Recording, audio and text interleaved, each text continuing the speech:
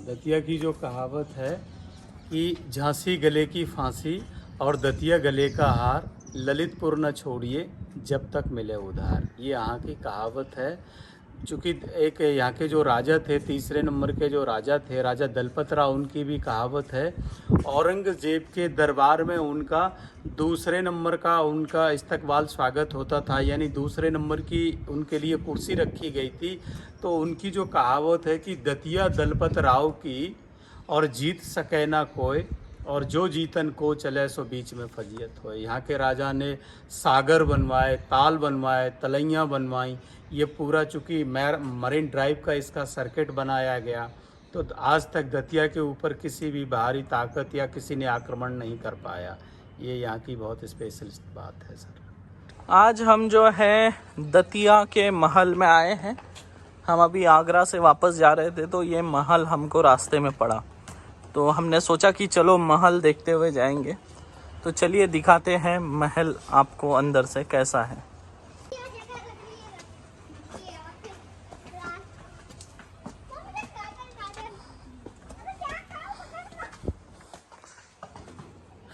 तो ये आप देख सकते हैं, यहाँ पे जानकारी लिखी हुई है, वीर सिंह देव महल दतिया।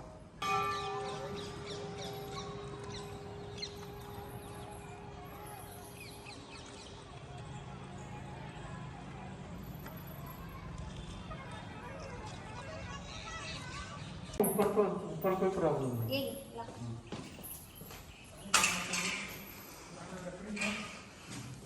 अभी हम महल के अंदर जा रहे हैं। फर्स्ट फ्लोर है, ये फर्स्ट फ्लोर है। 9 महीने 27 दिन में बन के कम्प्लीट हुआ था 1620 में, और जब इसकी कीमत निकाली गई थी तो 23,09,980 रुपया इसकी कीमत निकाली गई थी। अब आप इस चीज़ का देखिएगा कि 440 कमरे हैं, 7 खंड हैं, 23,09,980 रुपया में बन के दे दिया गया। अच्छा। और यूज ओनली 1 नाइट, ये अपनी लाइफ में केवल एक ही रात इस्तेमाल किया गया। अच्छा। उसके बाद कभी भी ये इस्तेमाल नहीं किया। यानी बनाने वाला राजा हिंदू था और आने वाला शासक मुसलमान था। अच्छा। तो जहांगीर के स्वागत के लिए हिंदू राजा वीर सिंह ने एक साथ इस बुंदेलखंड में 52 बिल्डिंग बनाई थी जहांगीर के स्वागत की। अच्छा। 52 बिल्डिंग, उसी में से दतिया का वीर सिंह पैलेस है। जहांगीर साहब यहाँ आए, एक रात रुके और एक रात ओरछा रुके, जब से अभी तक खाली पड़ा है। जब इसका निर्माण किया गया तो ना इसमें लकड़ी इस्तेमाल की गई और ना ही इसमें लोहे का प्रयोग किया गया। ये केवल चूने पत्थर का है। यानी बाहर से इसकी जो डिज़ाइन है, आर्किटेक्चर है, ये इंडो इस्लामिक आर्किटेक्चर है। अंदर की साइड में आर्किटेक्चर अफगान है, तुर्क है, ईरान है, ज्योमेट्रिकल है, पेंटागन है, ऑक्टागन है, ऑब्लिक है, कैलिपर्स है, डिवाइडर है, 12 कोर्टयार्ड है, यानी 12 आंगन है, 64 पिलर हैं, 48 नैरो आर्च हैं, 4 ब्रिज। ये सर इस तरीके से इसका निर्माण किया गया। और चूंकि ये पूरी इंडिया में कहीं भी 7 माले का पैलेस नहीं है, तो इसका जो फर्स्ट फ्लोर है, जो ग्राउंड फ्लोर है, वो शस्त्रागार था। और हम यहाँ खड़े हैं, ये सेकंड फ्लोर है। सेकंड फ्लोर जो है ये मिनिस्ट्री ऑफ डिफेंस के लिए। अच्छा। फिर इसके ऊपर हम चलेंगे तो थर्ड फ्लोर जो होगा वो इंटरटेनमेंट फ्लोर होगा। इंटरटेनमेंट तो dance, music, singing, art of martial. और थर्ड फ्लोर की जो डिजाइनिंग बनी, उसका जो आर्ट है वो स्वास्तिक के स्टाइल का बना हुआ है, तीसरे माले का। अच्छा। चौथा फ्लोर जो है वो जहांगीर साहब का गेस्ट फ्लोर था। उसके अंदर ये जो नैरो आर्चें हैं, ऑक्टागोनल पिलर की 64 पिलर, 64 यानी उसकी आकृतियां बनी हुई हैं। तो उसका जो डिज़ाइन है वो चौपड़ का डिज़ाइन है, 16 16 16 16 64। पाँचवा फ्लोर जो है वो उनका मीटिंग हॉल था, 4 बेगम के बेडरूम है, 4 दासी के बेडरूम है। 6वें फ्लोर में लाइब्रेरी थी और 7वें फ्लोर में जहांगीर का बेडरूम था। इसकी सर कहानी कनेक्टेड है वो अकबर के शहजादे सलीम और अबुल फजल से। अबुल फजल जो था वो सलीम को पसंद नहीं करता था और सलीम अबुल फजल को पसंद नहीं करता था। तो सलीम ने एक बीच का रास्ता निकाला कि अबुल फजल जो मतलब अकबर के 9 रत्नों में से था, उसको किस तरीके से बीच के रास्ते से अलग कराया जाए। तो यहाँ इस जगह को पहले बुंदेलखंड के नाम से जाना जाता था, ये बुंदेलखंड है। तो यहाँ एक सर्वे कराया गया और ये देखा गया कि यहाँ सबसे अच्छी तलवारबाजी कौन करता है उस जमाने में। तो ये मधुकर शाह के पुत्र थे वीर सिंह बुंदेला, बहुत अच्छी तलवारबाजी करते थे। सलीम ने एक पैगाम भेजा, उस पैगाम में लिखा हुआ था कि अबुल फजल का वध करना है, अबुल फजल को मारना है।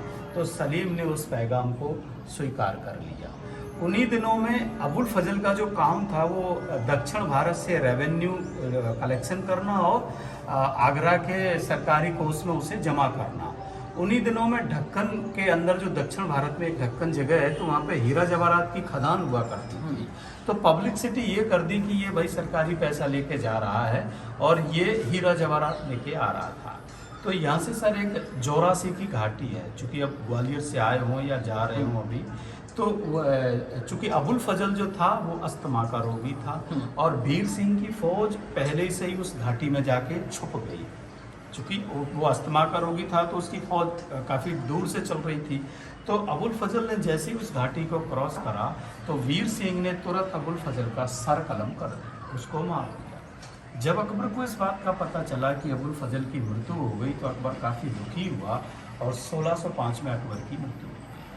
अकबर की मृत्यु हो जाने के बाद सलीम जहांगीर के नाम से हिंदुस्तान का बादशाह बन गया। जैसे वो हिंदुस्तान का बादशाह बना तो वीर सिंह को इस बुंदेलखंड का स्वतंत्र राजा बना दिया गया, उसको फ्रीडम कर दिया गया।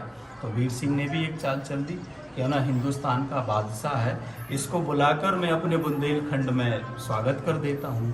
तो चूँकि 9 साल पहले एक पैगाम भेज दिया कि आप हमारे बुंदेलखंड से में आइएगा। तो चूँकि जो अबुल फजल जो रेवेन्यू लेके जा रहा था वो वीर सिंह ने पूरा का पूरा खजाना अपनी कस्टडी में कर लिया। तो उसी पैसे से संपूर्ण मध्य प्रदेश के अंदर 52 बिल्डिंग बनाई थी जहांगीर साहब के स्वागत के लिए। उसी में से दतिया का वीर सिंह पैलेस है। जहांगीर साहब यहाँ आए, एक रात रुके और एक रात ओरछा रुके, जब से अभी तक खाली पड़ा। बचा हुआ जो पैसा था वो वीर सिंह साहब ने अपने खजाने में यहाँ दफना दिया। तो उसकी जो कहावत है, पुरानी कहावतें हैं यहाँ के लोकल की, कि न तीर आड़ा है और न तीर ठाड़ा है और तीर भरकसी है और बकरी के खुर से वो ताला खुलेगा और 1 सप्ताह के लिए संपूर्ण भारतवर्ष के लिए वो रखा गया है। मतलब पूरा हिंदुस्तान 1620 में 1 सप्ताह तक उस पैसे को इस्तेमाल कर सकता था, इतना पैसा था। फिर वीर सिंह के बाद फिर उनके लड़के भगवान राव यहाँ आए। तो भगवान राव ने छोटी छोटी जागीरों को इकट्ठा करके इसको स्टेट बनाया। स्टेट बनने के बाद रामचंद्र भारती आए। रामचंद्र भारती के बाद फिर जिनके नाम पर ये दतिया पड़ा, चूँकि दतिया, ये भी रहस्य की बात कि दतिया पड़ा क्यों, और भी कुछ हो सकता था। तो राजा दंतवक्र के नाम पर इस जगह का नाम दतिया पड़ा। तो उनकी कहावत थी कि दतिया दलपत राव की और जीत सके ना कोई, और जो जीतन को चले सो बीच में फजीयत हो। फिर इसके बाद दूसरे राजा आए, राजा इंद्रजीत सिंह आए, राजा शत्रुजीत सिंह आए, जिन्होंने 17वीं शताब्दी में वो राजगढ़ पैलेस का निर्माण कराया। उसके बाद में अन्य राजाओं का सिस्टम चलता गया। पारीक्षत, विजय बहादुर, भवानी सिंह, कौन सा महल था वो सामने, वो सामने है, वो चलता गया। अभी प्रेजेंटली में चूंकि उस पैलेस के अंदर 14वें नंबर की पीढ़ी वो रेजिडेंस है उस पैलेस के अंदर, 14वें नंबर पे वहाँ अभी 14वीं पीढ़ी निवास करता है। तो इस तरीके से दतिया का वो रहा है। चलिएगा, अब हमारा जो नेक्स्ट है वो 3rd फ्लोर है, इंटरटेनमेंट पड़ेगा के साथ कहाँ है। तो ये जो है ये 3rd है, ये 3rd, ये 4th, 5th, 6th, 7th, 7 माले। मतलब ये 7 माले का पहले से ये देखिएगा। तो इसकी जो मैं फिगर कह रहा था, ये 4 एल को हम कंबाइन करेंगे तो स्वास्तिक निकल के आता है। तो स्वास्तिक में के अंदर 4 कोर्टयार्ड होते हैं। तो एक कोर्टयार्ड में डांस, एक में म्यूजिक, एक में सिंगिंग, एक में उस जमाने की तलवारबाजी। 4th फ्लोर जो होगा वो जहांगीर का ये वाला गेस्ट फ्लोर है। ये 16, 16, 16, 16, ये 64 पिलर जो है। फिर मीटिंग हॉल था, लाइब्रेरी थी, बेडरूम था। फिर एक कोर्टयार्ड के बैक साइड में 2 कोर्टयार्ड और हैं। तो एक कॉर्नर में 3 कोर्टयार्ड हो गए। चूंकि 4 कॉर्नर हैं इसके, तो ये 12 आंगन हो गए ना, बाहर से तो कुछ भी दिखाई नहीं दे रहा था। फिर एक कोर्टयार्ड में एक बारादरी निकल के आएगी। बारादरी बोले तब ये जो नैरो आर्च है ना, ये देखिएगा 1 2 3 ये हो गई ना, 3 यहाँ पे हो गए, 3 वहां पे, 3 वहां पे, 3 वहां पे। तो एक कोर्टयार्ड में ये 12 नैरो आर्च हो गए आपके। और नैरो आर्च में कभी भी दरवाजे नहीं होते थे, अच्छा, खुला हुआ होता था। तो ये 4 हैं, 4 में ये 48 नैरो आर्च हो गए आपके। ये 64 पिलर हो गए, 4 ब्रिज हो गए। और ये सपोर्टिंग ब्रैकेट जो है वो हाथी की सूंड है, फूल पत्ती है, पीकॉक की ब्रैकेट है और अंदर में स्नेक है। इस तरीके से इसका निर्माण किया गया है सर। चलिएगा, अब जो हमारा नेक्स्ट है वो गेस्ट फ्लोर है, जो चौपट के डिजाइन का बना हुआ। पालकी में बिठा के 3rd फ्लोर तक लाया गया। चूंकि वो हिंदुस्तान के बादशाह थे तो इतनी चढ़ाई तो नहीं की जा सकती थी, तो यहाँ वो 3rd फ्लोर से फिर 4th में गए, 4th से फिर 5 में, 6 और 7th से। चूंकि अब इस पैलेस की एक और विशेषता ये है कि कहीं से भी आप देखोगे इसमें कहीं भी जीना दिखाई नहीं देगा कि अलग से कोई एक्स्ट्रा जीना बना है। मतलब जितने भी रास्ते हैं सारे के सारे दीवार के अंदर से हैं इस पैलेस के अंदर। आप देख लीजिएगा, कहीं से भी आपको रास्ता जीना ऊपर की साइड में दिखाई नहीं देगा कि भाई अलग से बना हुआ है, सब दीवार के अंदर से ही होगा। तो अब हम जाएंगे दीवार के रास्ते से, जाएंगे नैरो आर्च से। आइएगा,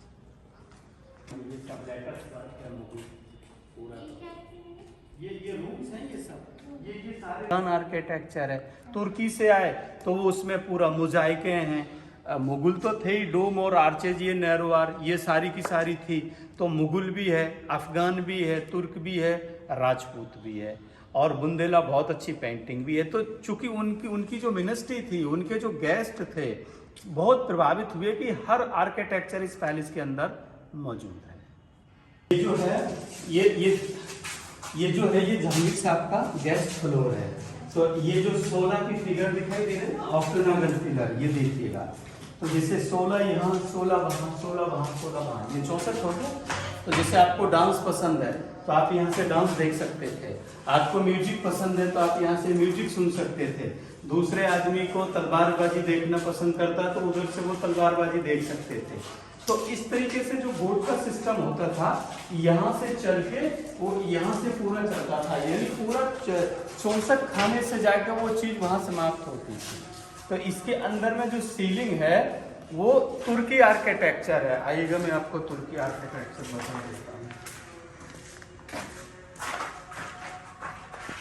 ये जो है ये पूरा तुर्की आर्किटेक्चर है। ये देखिएगा कि तुर्क के भी लोग आए, जिसमें पूरा पेंटागन, ऑक्टागन, ऑब्लिक, हेलिपर्स, ये सारी चीज थी इसके अंदर। और ये पूरा सेंट्रल पॉइंट है आपका। ये जो मध्य के अंदर है, यहाँ जो आएंगे पूरा सिमिट्रिकल डिजाइन दिखाई देगा। यहाँ से सब देख सकते हैं, पूरा सिमिट्रिकल डिजाइन है। ये देखिएगा, ईस्ट, ये ईस्ट, उधर में जाइएगा नॉर्थ, ये वेस्ट, और ये साउथ। यानी 3 माले इसके नीचे और 3 माले इसके ऊपर। हम सेंटर में खड़े हैं, मध्य में खड़े हैं, तो ये सतखंडा हो गया। 3 ऊपर 3 इसके नीचे, 7 माले। अभी हम कौन से 7वें माले? ये हमारा है, मध्य में खड़े हैं हम। 3 ऊपर 3 नीचे, ये मध्य में खड़े ना। हाँ, और ये पूरा वेंटिलेशन होते थे, रोशनदान जिन्हें बोला जाता है जी। और ये दरवाजे के लिए होते थे, ये कॉटन के लिए, ये पूरा ऑयलम के लिए सर। अच्छा, ऑयलम रखे जाते थे जी। आइए हम इधर देख रहे हैं, ये जो सपोर्टिंग ब्रैकेट है, ये पूरा एलिफेंट है, वो पिकॉक की ट्रंक्स है, पिकॉक है, वो फिर पूरा प्लांट है, अंदर की साइड में स्नेक का है। ये पूरा क्रॉस वेंटिलेशन भी आपको नज़र आ रहा है।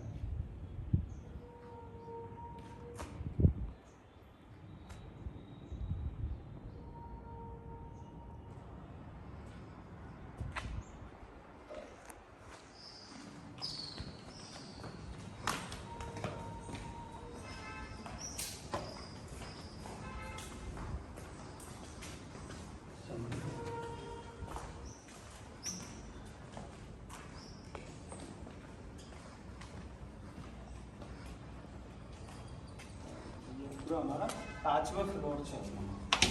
अभी हम 5वें फ्लोर पे जा रहे हैं ऊपर।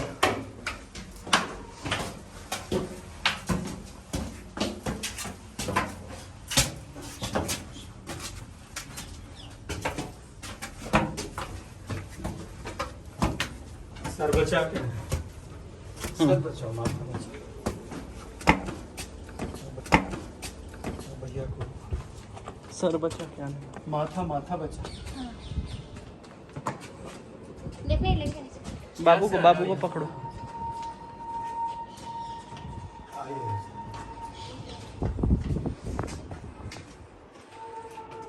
ये जो चीज है यहाँ आप देखेंगे 5वें फ्लोर से एक ये पूरा मूड महल है, मुड़िया महल के नाम से जाना जाता है। वो सामने जो बिल्डिंग आप देख रहे हैं, बैक साइड से मत लेना कभी भी, ये सामने जो देख रहे हैं ना, ये पूरा मुड़िया महल है। ये देखो ये। तो अबुल फजल का जब वीर सिंह के द्वारा सर कलम किया गया तो उसका जो सर था वो यहाँ दफनाया गया था। अच्छा। सामने, और उसकी जो आंत थी वो आंतरी में दफना दी गई थी, तो उस गांव का नाम आंतरी था। अच्छा। तो जहांगीर के द्वारा जो देखा गया वो 7वें फ्लोर से वो अपने दुश्मन का सर देखता था। वो देखो ना सामने फ्लोर 7 स्टार जो 7 माले जो दिखाई दे रहा बालकनी, वहाँ से देखने का काम होता था। यहाँ से, हाँ यहाँ से। और यहाँ जो है ये पूरा 5वां फ्लोर है हमारा। ये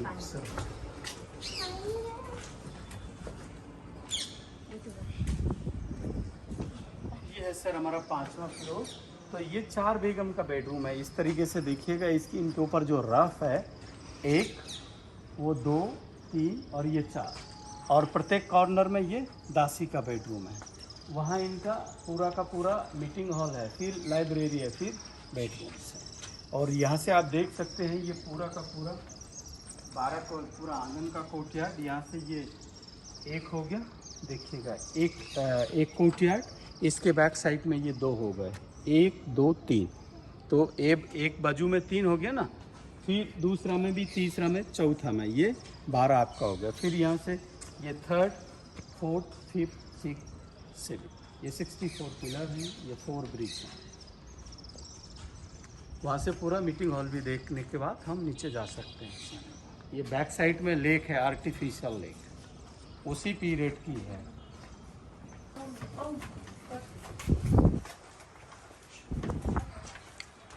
ये पूरा क्रॉस वेंटिलेशन है। ये देखिएगा सर, कॉर्नर से 3rd फिगर आएगा, यहाँ से 4th आएगा।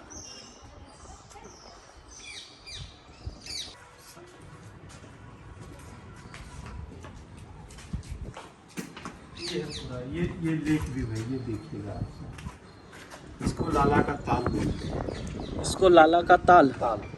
यहीं से पानी का सप्लाई किया जाता था, क्योंकि नीचे की साइड में टॉयलेट हैं, हम्माम हैं, और हम्माम में जो सिस्टम था वो 5 टैंक होते थे। सैफरॉन का है, सैंडलवुड पाउडर है, टर्मरिक है, मिल्क है और वाटर का है। ये सब चीज़ से निकल के इस तरीके से स्नान किए जाते थे। यहाँ से ये जो मोज़ाइक है, ये ईरानी मोज़ाइक है। ईरान, चूँकि ईरान से जो थी वो ईरानिया दासियाँ थी। अच्छा। दासी थी।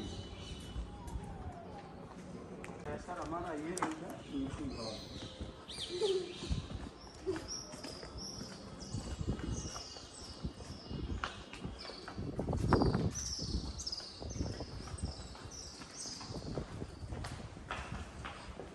ये सर मीटिंग हॉल है। यहाँ से ये पूरा देखने का काम होता था। देखो 1 2 3 4, और प्रत्येक कॉर्नर में दासी का बेडरूम।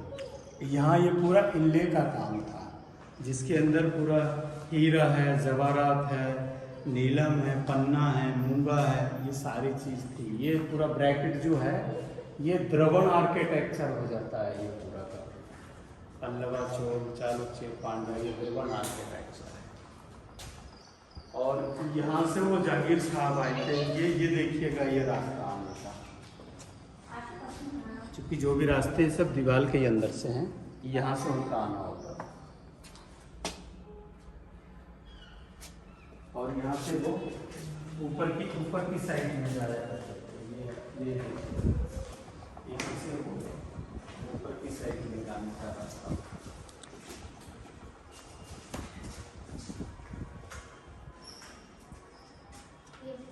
हाँ, सबसे ऊपर जाने वो है, मतलब टूटा पड़ा है। ये सेफ जहाँ तक है वो खुला है।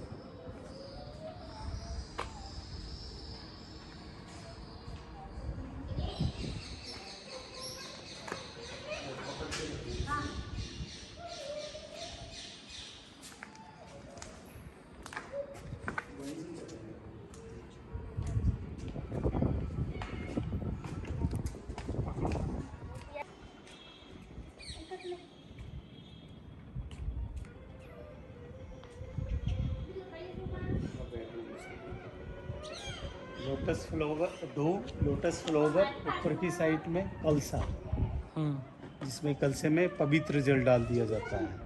और ये पूरा यहाँ तीनों उनका दोनों का बेगम राशि का ये पूरा कॉरिडोर।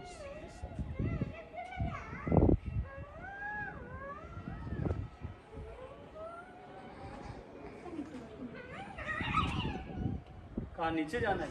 वो है महाराष्ट्र का, जैसे नावनी है तो बुंदेलखंड का जो फोक होता है वो राय डांस होता है। तो ये रासलीला का व्यू है। इसमें ये दिखाया गया कि उस जमाने में लोग कैसे कैसे ड्रेसेस इस्तेमाल करते थे, कैसे कैसे वो डेकोरेशन करते थे, संगीत के लिए कौन कौन से म्यूजिक इंस्ट्रूमेंट इस्तेमाल करते थे, ये सारी चीज दिखाई है इसके अंदर।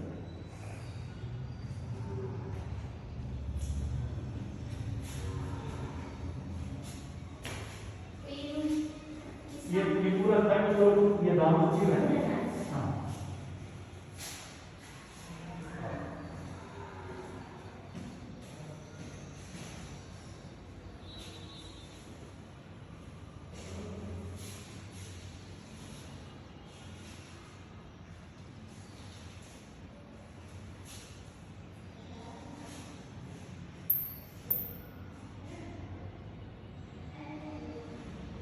ये यहाँ का जेल है और उसके जो माउंटेन के ऊपर है वो राजगढ़ पैलेस है। चूँकि यहाँ के राजाओं का जो दरबार एडमिनिस्ट्रेशन चलता था वो वहीं चलता था, कचहरी जिसे बोला जाता है। और ये लेफ्ट साइड में आप देखेंगे तो लोकल के महाराजा हैं, इनका ये किला है सामने, ये देखिए, ये पूरा देख व्यू है।